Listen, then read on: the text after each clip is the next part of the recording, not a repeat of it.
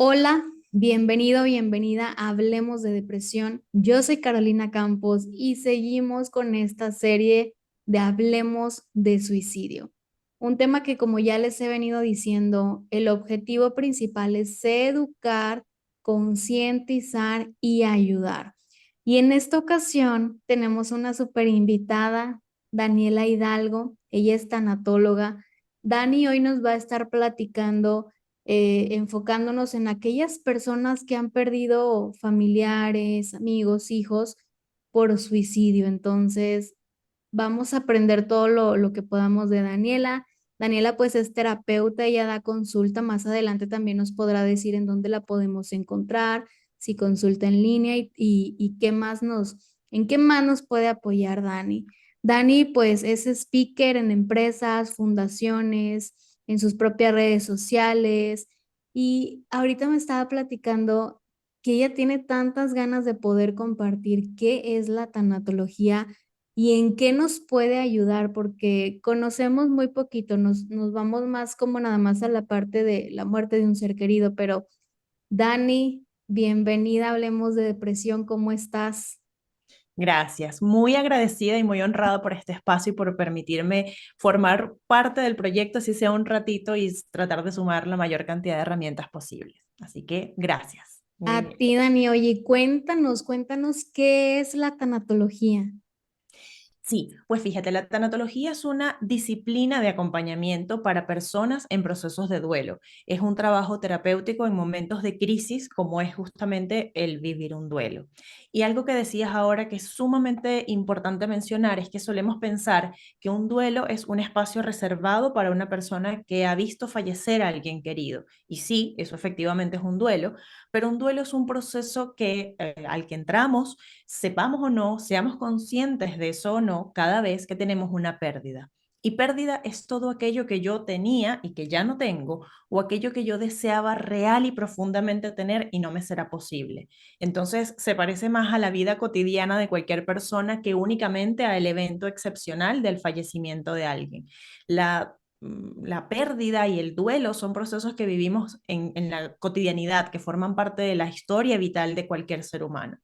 Y fíjate que algo que decías que me parece también muy importante rescatar es justamente tenemos esta percepción de que solamente vivimos un duelo cuando estamos en estas situaciones y resulta que no. Y por otro lado, la tanatología, más allá de ser una disciplina, que efectivamente eso es, también forma parte de un proceso terapéutico, es una filosofía de vida, es una postura vital que nos invita a entender que las situaciones que nos pasan, lo que llega a nuestra vida, no es lo que define lo que somos, es lo que decidimos hacer ante esas situaciones lo que nos va definiendo. Entonces también de eso va la tanatología, de tener una postura vital constructiva ante los desafíos y ante las situaciones adversas que todos tenemos. Wow, y tienes mucha razón porque realmente hay tantos cambios. Va desde la niñez a la adolescencia, que yo creo que es como el primer gran choque que tenemos. Cambios de casa, divorcios, cuando te conviertes en mamá, en papá, cambios de trabajo. Entonces es todo un tema que yo creo que nos vamos a aventar un episodio ahora sí que un poquito más profundo ya de todo esto, Dani. Pero en qué consiste una consulta con una tanatóloga? Sí, bueno, fíjate que en principio la tanatología es una disciplina que es bastante confrontativa en términos de la estructura y cómo funciona. Es un proceso terapéutico en el que la persona que está viviendo un proceso de duelo viene en busca de herramientas, de respuestas, de dudas, de situaciones que son raras, porque además los duelos son ah, situaciones nos movilizan, nos incomodan, son raras, pareciera que uno pudiese entender como ciertos patrones y por ahí se ha hablado bastante de las fases de un proceso de duelo y de pronto alguien está esperando sentir la rabia que nunca llega y entrar en la aceptación que parece que tarde y tarde y no llega nunca, porque los duelos son procesos absolutamente raros. Entonces, parte de lo que hace una persona en terapia de duelo es justamente hacerse de herramientas para poder enfrentar esas situaciones, esas rarezas. Así como de pronto yo no soy mamá, pero cuando una mujer va a estos cursos para justamente prepararse para el momento del parto, le explican cosas que podrían pasar. Te va a pasar esto, podría pasarte esto otro, de forma que cuando estés en esa situación no sientas que te estás volviendo loca y que es como una cosa que no vas a poder, sino que entiendes que eso, esto es algo que yo podría haberme estado esperando. En los duelos ocurre que cada día es un desafío, que a veces tenemos como demasiada expectativa en lo que va a pasar mañana y todavía no sabemos ni siquiera cómo resolver el hoy. Entonces, justamente lo que hace que una persona venga a terapia de duelo es buscar herramientas, es no entiendo qué hacer con esto, no me siento capaz de manejar este dolor. Y sí, los duelos no vienen con manual de instrucciones y por eso la consulta parte mucho por analizar lo que estamos sintiendo. Me pasó esto y tengo dudas, será digamos que esto es de alguna manera constructivo o no, que yo suma ciertas posturas ante esta situación. Entonces, eso es lo que se hace en terapia de duelo. Construimos juntos el proceso de duelo, elaboramos el proceso de duelo que consiste en, yo siempre pongo la analogía que un duelo es como, de pronto me desperté un día y estoy como en una balsita, en un río que no sé muy bien hacia dónde debo ir. Lo primero que hace un tanatólogo es entregarte un par de herramientas que son estos remos con los que vas a comenzar a andar, que yo creo además que esos dos remos son la responsabilización y el amor propio. Y cuando me armo de esas dos estrategias, que son súper potentes, comienzo a remar.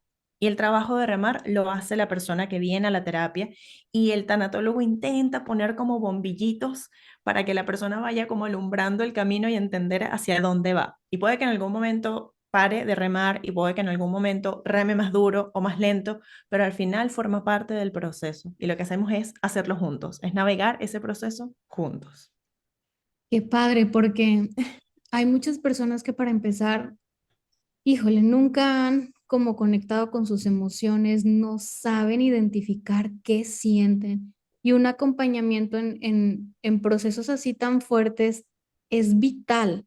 ¿Por qué? Porque nos dicen, bueno, ahorita trasladándolo al tema del suicidio, que llega algún familiar y le dice a la persona que perdió a ese ser querido, pues la muerte es parte de la vida y hay que aceptarla y es como, sí, pero ¿y esto que siento? ¿Qué hago con esto que siento ahorita? Siento muchísimo enojo, tristeza, desesperación, frustración, o sea, ¿qué hago? Y para eso están personas como tú, tanatólogos, tanatólogas, que pueden ir, como bien dices, alumbrando ese camino. Y Dani, yo te pregunto a ti en esta parte que pues estamos hablando de suicidio. ¿Qué le podemos decir a todas aquellas personas que han perdido algún familiar, algún ser querido que pues tomó la decisión de irse de esta vida? Lo primero es que no siempre necesitamos decir algo. Ahora, pues, evidentemente ya vamos a dar herramientas, pero hay algo que generalmente ocurre y es que cuando estamos ante una persona que está en un momento de vulnerabilidad, como es el dolor de una pérdida, y si esto se le suma el dolor de la pérdida de alguien que se quitó la vida, pareciera que uno debiera ir a darle alguna forma de solución y no funciona así porque como todo proceso toma tiempo y a veces no decir nada es mucho más constructivo que aportar algo. Ahora, desde la postura del profesional, en este caso, digamos, de la terapia de duelo, lo primero es entender que el duelo es el suicidio, perdón, es un homicidio en el que tanto la víctima como el victimario son la misma persona. Hay elementos alrededor que pueden formar parte de la situación, pero el evento en sí, el suceso es protagonizado por la misma persona que es víctima y victimario a la vez. Los demás formamos parte del entorno, pero no somos de ninguna manera culpables de lo que puede pasar. Y cuando entendemos eso, podemos comenzar a quitar ese sesgo de culpa o de remordimiento que suele ser uno de los protagonistas más presentes, de las emociones más presentes que puede vivirse en un duelo. Y por otra parte, algo súper importante que mencionabas ahora es justamente navegar en esas emociones que son raras.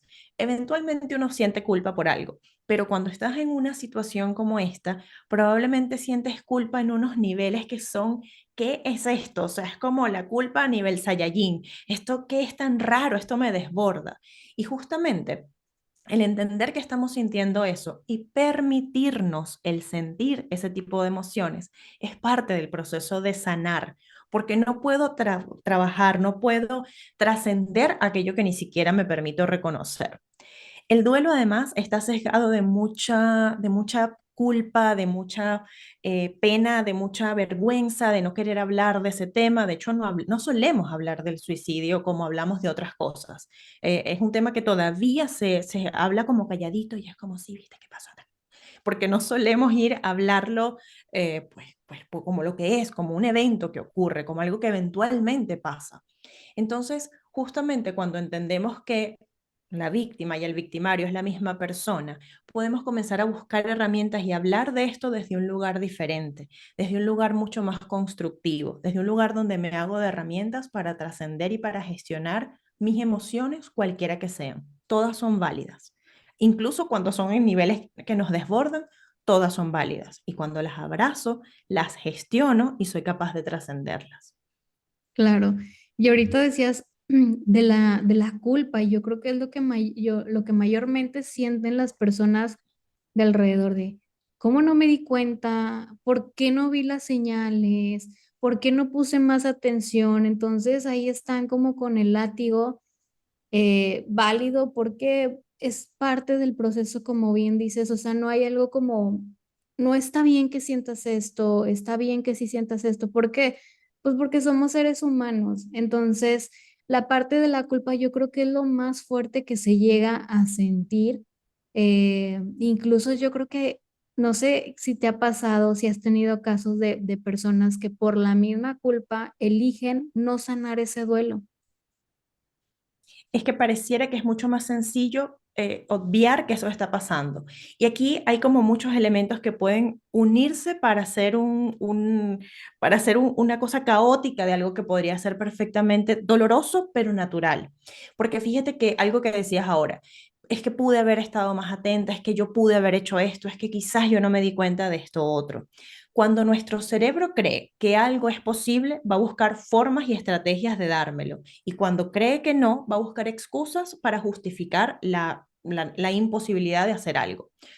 Y esto puede ser muy potente y lo puedo utilizar para algo muy constructivo o algo, por el contrario, que más bien deteriore mi proceso. Si yo asumo que yo sí pude haber visto las señales, que yo debía haber estado presente, que yo debía haber hecho esto o lo otro, mi cerebro me va a dar esas señales que yo debía haber atendido, me va a dar esas estrategias que en realidad nunca empleé porque no las vi. Y todo lo estoy construyendo desde mi capacidad cerebral. Eso no significa que sea real, eso significa que es lo que mi cerebro me está intentando decir porque es lo que yo le estoy tratando de hacer que él piense. Entonces es un círculo que podría ser virtuosísimo, pero en este caso es un círculo disruptivo, es un círculo que me merma, que cercena mi capacidad de sanar. Y justamente, ¿qué suele pasar cuando me atrevo a decirle a alguien, oh, me siento tan culpable, es que me siento tan mal? Si yo te llamo, claro, tú y yo somos amigas y yo te digo, claro, me siento súper mal, me siento muy culpable, me siento que pude haber hecho más, probablemente lo que me van a decir, no sé si tú, pero probablemente lo que voy a escuchar es, no te preocupes, Dani, tú no tuviste la culpa, no, no digas eso, por favor, no pienses en eso. Y es un flaco favor el que me estoy haciendo, porque cuando logro sacar como del caparazoncito esas emociones que son tan difíciles de enfrentar, de siquiera verbalizar, y lo que escucho es alguien que con muy buena intención probablemente, pero que está invalidando mi emoción, entonces dejo de trabajar en ella. ¿Y qué comienzo a hacer? Buscar elementos, actividades, situaciones que me permitan salir de esa estructura emocional. Generalmente los hombres, o no necesariamente hombres y mujeres, hablo ahora más bien de la parte más masculina que todos tenemos y o femenina que algunos hombres pueden tener. Lo que solemos hacer cuando tengo esta parte masculina como acelerada es voy a trabajar más, a jugar, voy a buscar deportes extremos, empiezo a acelerar el auto, comienzo a querer hacer como carreras y cosas que antes no hacía y de pronto estoy montando en bicicleta de montaña porque estoy tratando de cubrir con adrenalina todos estos niveles de disconfort que no quiero entender ni reconocer. Y en las mujeres, o en esta parte más femenina que algunas personas pueden tener, comenzamos a evadir. Y la evasión además tiene que ver con retener. No suelto el proceso, pero me lo callo, no lo digo, me voy quedando con eso. Comienzo a, tener, a generar situaciones o trastornos como la depresión. La depresión no es lo primero que ocurre cuando estoy viviendo un duelo, es la consecuencia de no trabajar en mis emociones. Entonces, hay que tener apertura, hay que ser capaces de reconocer qué es lo que estoy sintiendo. Si me siento muy, muy culpable, tengo que asumir que es como me estoy sintiendo. Luego la gestiono, luego comienzo a entenderla, luego comienzo a conversar con la culpa. Tú sabes, Caro, cuando esto es una situación que aunque no fue por suicidio, cuando mi mamá falleció, yo durante mucho tiempo trabajé, mejor dicho, sentí mucha culpa. Y fue una emoción de la que yo no hablé con mi entorno, pero que yo me permitía sentirla conscientemente. Yo sabía lo que estaba sintiendo. Y me tomó mucho más tiempo porque me fui por el camino largo de llevarlo un poquito en soledad. Me hice de libros, me hice de herramientas, esto antes incluso de formarme como tanatóloga.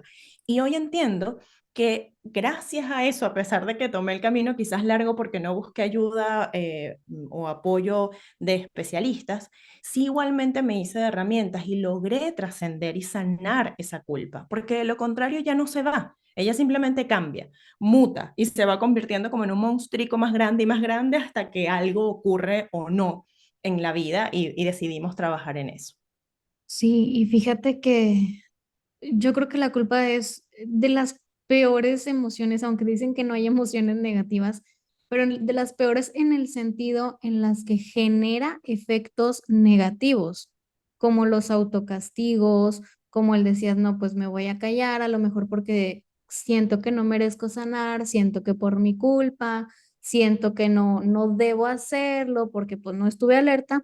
Entonces siento que es de las emociones más latigantes, pudiéramos decir. O sea, yo me imagino la persona cuando siente culpa, yo he sentido mucha culpa, y yo me imaginaba como si yo tuviera un látigo, Dani, y yo solita me estuviera dando en la espalda, una tras otra, y es horrible, y más cuando entiendes que ni siquiera existía esa culpa, cuando entiendes que esa emoción pues no tenía razón de ser, simplemente fue una percepción, como ahorita decías, de la mente, que la mente ahora sí puede ver todos los hubiera, por decirlo así, pero algo que también tenemos que entender es que si tú en ese momento hubieras tenido las herramientas, hubieras tenido la capacidad, hubieras podido ver todas esas red flags, claro que hubieras hecho algo.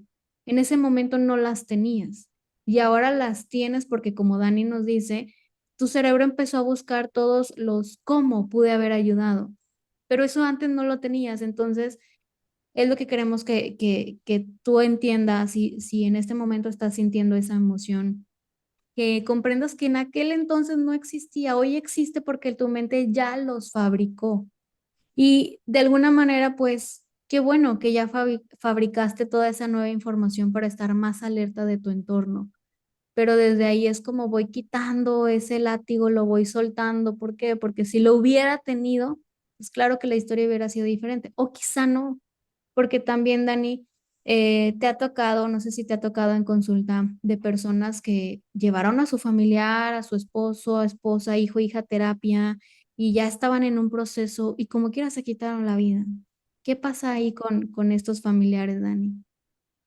Pasa un poco lo mismo y fíjate que ahí otra vez, generalmente hay una intención que puede, no quiero con esto sonar de ninguna manera ruda, pero podemos ser a veces hasta soberbios nosotros mismos. Pensar que yo, por ejemplo, llevé o intenté que mi familiar, que la persona a la que quiero, vaya a terapia, vaya con un profesional, se atienda de alguna manera y sin embargo el proceso termina siendo, al final el desenlace termina siendo el mismo y es que la persona se quita la vida.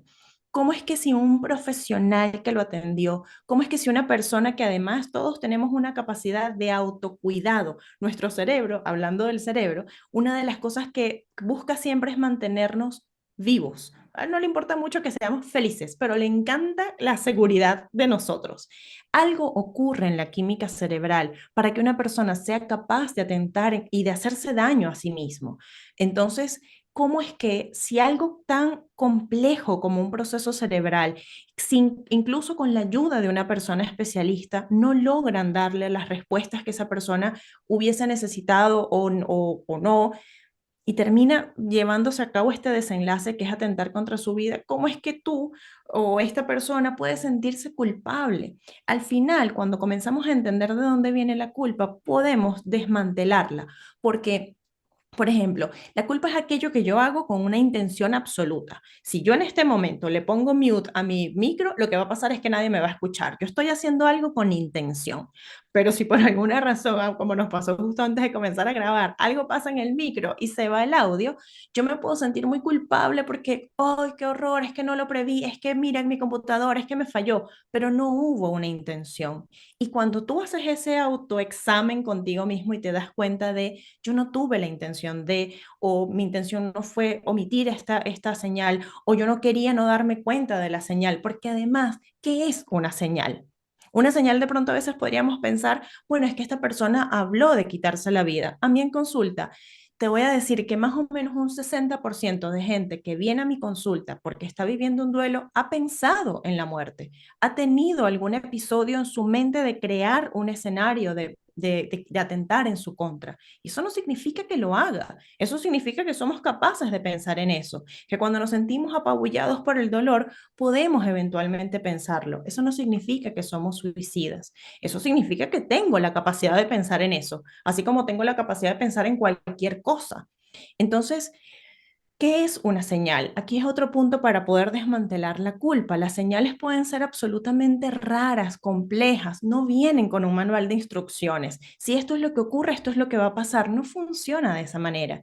Entonces, volvamos un poco a lo que les decía hace un momento de las herramientas para poder manejar un proceso de duelo. Amor. Amor propio es uno de los remitos para poder avanzar. Cuando yo me amo, cuando yo me protejo, cuando yo me reconozco, soy capaz de admitir que tengo culpa para tomar actos reparadores para el futuro, para poder ahora sí, por ejemplo, si soy la madre de un hijo que se quitó la vida y tengo otros nenes en casa, se habla del suicidio, se comienza a tocar el tema, se busca información, se atiende la estructura emocional de una persona, si es que pensemos que eso no pasó antes, pues lo comienzo a hacer, comienzo a tomar actos reparativos. Para eso me sirve la culpa. Es súper constructiva si la sé amalgamar a mi realidad, pero no si me siento y me estaciono en la culpa, porque eso simplemente es una forma de desconocer también lo que soy. Lo único que está en mi vida es que soy culpable, ¿no? Y las otras cosas, y lo que sí hice, y lo que sí vi, y lo que sí intenté, esas cosas solemos dejarlas como en una cajita guardada porque además ahorita no vamos a hablar de eso, vamos a hablar de lo malo. Está bien, hablemos de lo malo, pero no sin ver que también tuve elementos que puedo rescatar de lo que pasó. Entonces es jugar al balance. Yo siempre digo que los duelos es como un baile donde eventualmente de pronto te ponen un bolero y tú dices, bueno, aquí bailo apretadito y de pronto es una cosa como un merengue dominicano que es como, ay, Dios mío, tengo que correr Ujú. un poquito más. De eso va también, de saber nadar en el agua de la tristeza, de la culpa, de un día sentirme mejor y al día siguiente tengo desasosiego y al día siguiente tengo ansiedad. Forma parte. Es raro, claro. Es displacentero, mucho, pero eso no significa que no sea posible transitarlo. Y ahí es donde está la buena noticia. Sí hay formas de transitarlo. Claro, y es que pues las emociones son mensajeros, son señales que nos dicen algo no está bien o algo está muy bien, síguelo haciendo, pero cuando son incómodas es algo no está bien y algo tenemos que mejorar, algo tenemos que trabajar y son completamente naturales. Y algo que les repito mucho es que yo las emociones las comparo con ir al baño. O sea, tienen que salir sí o sí. Si no vas al baño, pues ahí te encargo la infección, la colitis y todo lo que se venga, ¿no?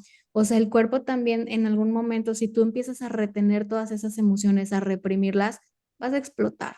Y tú no quieres explotar, tienen que salir. Y si no sabes cómo hacerlo, mira, aquí está terapia, aquí está una tanatóloga, psicólogo, con quien quieras, pero aquí el punto es aprende, suéltalas, siéntelas, no te van a hacer nada, nada malo, son emociones y aunque son incómodas es necesario sentirlas.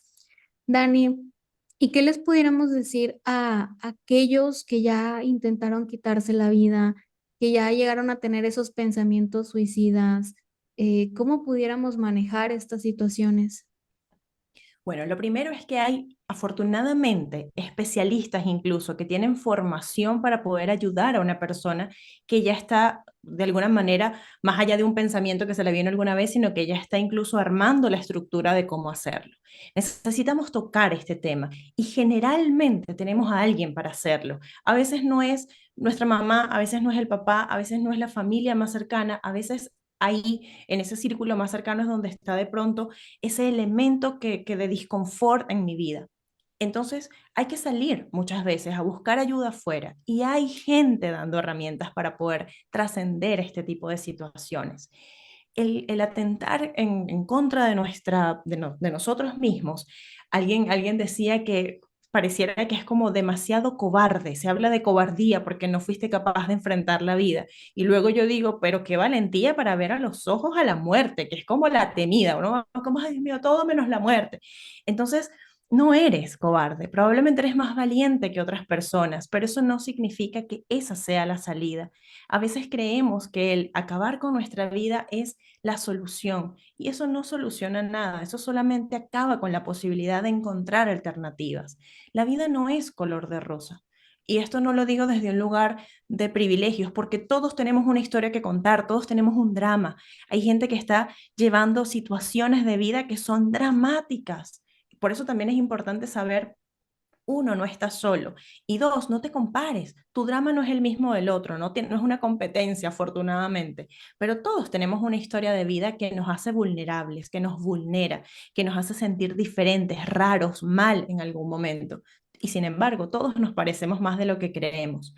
Las alternativas y las posibilidades de buscar ayuda están ahí. A veces no somos capaces de nuevo, encontrarlas en el círculo más chiquitito. No pasa nada. Salimos y las buscamos en otro lugar. Ahora mismo hay un montón de opciones y de herramientas, incluso gratuitas, porque digamos, la estructura financiera de una persona ya no es una limitante. Ahora es, bueno, tengo que ponerme más creativo, ya no podré pagar por esta sesión, ahora tendré que hacer esto otro, ahora tendré que buscar esta otra opción, pero siempre hay alternativas. Y sí, hay situaciones que son adversas y que son apabullantes y que nos da demasiado miedo y que a veces podemos sentir que la solución es acabar con esto. Pero la vida, yo siento que tiene yo siento que yo no le tengo miedo a la muerte. Ya les contaré si la vida me da la experiencia de vivir alguna situación, si de verdad soy tan valiente. Pero yo en la muerte encuentro belleza, pero la vida tiene un montón de momentos preciosos que cuando somos capaces de verlos, decimos, pues mira, que cuando la muerte me encuentre, le dé lástima llevarme de lo bien que estoy viviendo mi vida. Entonces, vamos a respirar, vamos a volver a lo básico, que es respirar, es estar en presencia de nosotros mismos y darnos cuenta de que tú vales, de que tú eres merecedor, de que tú mereces, que tú eres un ser amable del verbo amar, que otra vez, lo que decía hace un momento, el amor propio es uno de los remos para vivir cualquier situación y la responsabilización. Lo que me ocurre no me define lo que decido hacer ante las situaciones que me ocurren. Y esto funciona perfectamente para una persona que tiene ideaciones suicidas. No pasa nada, no eres malo, no eres raro, no eres rara. Eres un ser humano con emociones que perfectamente puede recibir herramientas para validarse a sí mismo y para continuar una vida probablemente y contar una historia increíble. Porque una persona que decide ya no pensar en la muerte o pensar en ella, pero no idearla o no idear el suicidio, tiene una historia de vida preciosa, es un sobreviviente de algo maravilloso. Entonces conviértete en eso, sé luz para la vida de otras personas que quizás en algún momento también lo pensaron. Eso también puede funcionar. Convierte, busca un objetivo, busca un algo que te dé pasión, que te guste, que te haga sonreír a pesar de lo adverso que algo puede ser. Sí, Siempre hay opciones. y ahorita que hablabas de esa parte, me empecé a imaginar como la imagen del capullito de mariposa, en donde pues estás en un stand-by, eras una oruguita verde sin color, te arrastrabas y tener la fortaleza de crear ese capullito y después renacer en una mariposa hermosa que ahora sí que no tiene límites. Imagínate que pudieras hacer eso con todo tu dolor, que te des un alto de, pues es que esta no es la vida que me gusta, no me gusta estar sintiendo lo que siento hoy, no me gusta lo que estoy haciendo hoy, pues me voy a tomar un alto y la vida no se me va a acabar. porque a veces le tenemos muchísimo miedo a parar. Y es que, ¿cómo voy a detener mi vida? Y es que tengo ya no sé cuántos años y no he hecho nada. Pues sí, pero si sigues con la misma estructura, no vas a llegar a ningún lado. Tenemos que parar y descrear la vida que hoy tenemos que no nos gusta para crear una completamente diferente. Y realmente tenemos esa capacidad. Tú lo podrás ver en películas, en series, y si está ahí es porque existe. Entonces yo creo que este es el momento ideal para poder transformar tu vida, darte ese alto, agarrar todo tu dolor, tu sufrimiento, descrearlo y crear algo que sí te guste, como decía Dani, que cuando el momento llegue de partir, o sea, la muerte sienta lástima de tan bonita vida que pudiste crear y tenemos esa capacidad. Y también algo que decía Dani es que no están solos, definitivamente no lo están y muchas veces está como esa idea errónea de, si mi pareja, mis hijos, mis papás, mis amigos no me apoyan, ¿quién me va a apoyar? Híjole, mira, estamos levantando la mano por acá. O sea, vemos muchísimas personas que a lo mejor ni nos conoces, que estamos dispuestos a ayudarte a que salgas adelante. Hay muchos recursos gratuitos. Ahorita Dani nos decía que ella eligió el camino largo para poder comprender pues el tema del duelo. Y pues no importa, largo, corto, medianito el camino, no importa, el chiste es empezar y que tú sepas que se puede, porque de que se puede, aunque tú digas, no, o sea, no veo, no, no ves, porque traes una venda en los ojos que se llama sufrimiento, que se llama depresión, pero quitándote esa venda vas a ver todas las infinitas posibilidades. Y si hoy estás escuchando este podcast es porque ya diste un paso. Así que felicidades y adelante. Dani. Pues muchísimas gracias. Yo creo que nos faltan muchas cosas por hablar, Dani, pero por aquí nos veremos próximamente para poder compartir más información. Te agradezco muchísimo todo lo que nos has mostrado el día de hoy. ¿Dónde te podemos encontrar? ¿Das sesiones en línea? Sí, no, bueno, gracias a ti. Como te decía al principio, a mí me honra profundamente estos espacios donde yo pueda aportar un poquitico, así sea una persona, una sola frase, ya se me hace el día. Sí, yo hago terapia en línea, también, como decías al principio, doy conferencias, trabajo con ONGs, con fundaciones. Ahora mismo voy a trabajar en un área de cuidados paliativos, así que estoy muy emocionada por todo lo que voy a aprender ahí, además muy honrada de este espacio. Y sí, para poder contactarme, las redes es a través del Instagram, es como la mejor vía por Instagram en Daniela Hidalgo Tanatóloga. Ahí me encuentran por todas partes con el mismo nombre, pero en Instagram es como chévere porque llegan al resto de las redes. Así que si quieren algo de información de ese estilo, yo procuro compartir la mayor cantidad de información que puedo y ahí estamos a un clic de distancia para continuar. Y Caro, por favor, cuando gustes, yo encantada de que hablemos de cualquier otro tema que esté relacionado al tema de los duelos, porque creo que sí, siempre queda como, como tela que cortar, es como, ah, esto me faltó, así que con gusto. Sí, yo ahorita ya saqué tema, pregunta, dudas, porque es tan interesante y es tan necesario porque pues es que la vida es un constante aprendizaje, son constantes cambios y cambio viene con a veces con duelos o pues esos pequeños espacios donde no logramos conectar la vida que tenía a la vida que tengo hoy y que nos podamos llenar como de herramientas para esa vida, pues porque la vida sí es y no, no podemos ser siempre la misma persona, tenemos que aprender a evolucionar. Entonces, Dani, claro que te vamos a estar invitando por acá nuevamente. Te agradezco mucho, les mandamos un fuerte abrazo y de todo corazón deseamos que pues este episodio haya sumado a tu corazón, a tu vida y que puedas salir adelante, que yo estoy segura que así va a ser. Un bonito fin de semana, les deseo lo mejor y nos vemos en el siguiente episodio. Esto es Hablemos de Depresión. Bye bye.